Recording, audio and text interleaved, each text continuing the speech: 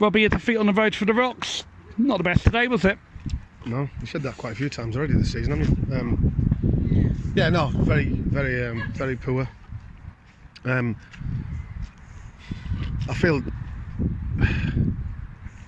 apart from, I feel pretty flat in the respect of, as a team, we haven't created really one chance. The first 5-10 minutes was all right, actually. We looked all right, and then they imposed their style on us, which is strong, physical, long balls. And me and Jack told them before the game what the game was going to be, and unfortunately at the minute we've got a team that likes to play at home. When the pitch is great, the facilities are great, the surface is great, and everything's fine. But when we come to places like this and the pitch is not the best, or the team's physical we play against, we're struggling at the minute. And let's have it, we've got a very, very young team.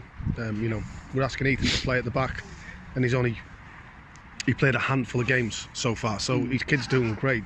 And the frustrating part of it is not one of our forward players today can come away with any credit, and a few started to hide, and it just looked as though they didn't care enough, and that doesn't sit well with me when players on your team look as though they don't care. And that was the frustrating side of it. And listen, we can't get carried away. It's a defeat, of course. It's a defeat. It's not a defeat like how Allingray, when we look like we're in control and then we lose. We never really got in control of the game today in all facets of our game. I thought, listen, I think at times we were resolute. I thought Amadou had a good game, and we were resolute. I thought Jake Flanagan tried his heart out as usual. But there was too many players for me look as though they didn't care. Now I'm not accusing them of saying they don't care. It just looked with the body language that it didn't really matter, and you can't have that, because when you come into these places you need everybody giving their all, giving 110% effort, and I felt we just lacked some of that today. On Tuesday, the Rocks were very much in fine voice on the pitch. You could hear them. Today, couldn't really hear any talking. Why was there a lack of communication again today, Robbie? Because when things are going bad, or not going as well as they like them to go, we have a tendency to go on our shell, and that results in us looking very weak and very naive. And we'd like to say we'll go back to it, a young team, and a lot of players haven't sampled this.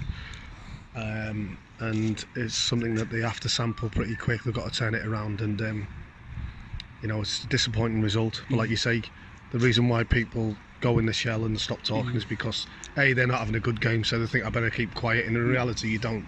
Sometimes even a shout or a little something gets you back on the road, and I think we didn't have that today. And when things are not going well for us, you can see we tend to cause our own problems. I'd love to get your view on the opening 6 minutes, in particular the Ethan Robb incident.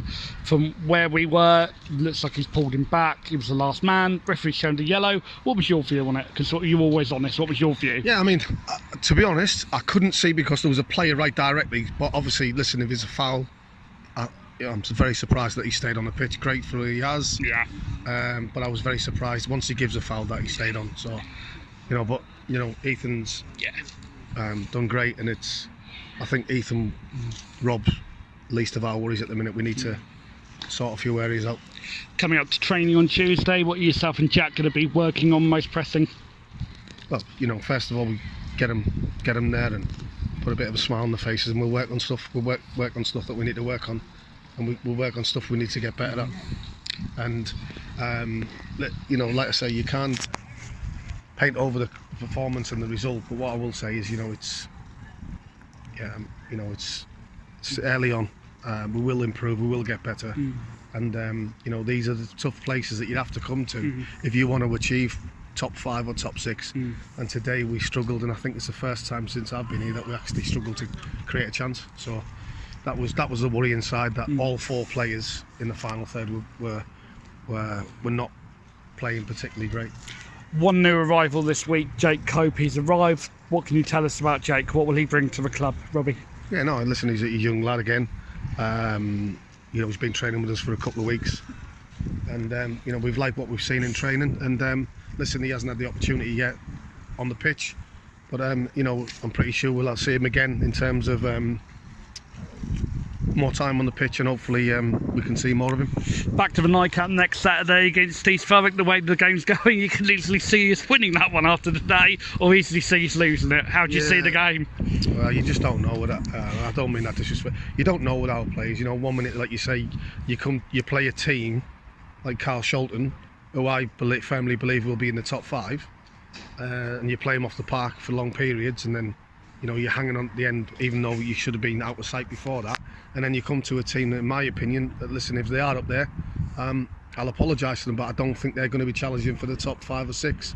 So it's a very frustrating, and I think at this level you always get good times and bad times, and the more teams that are more consistent always have a better chance. Well, Robbie, thank you very much as always. Cheers, Lee.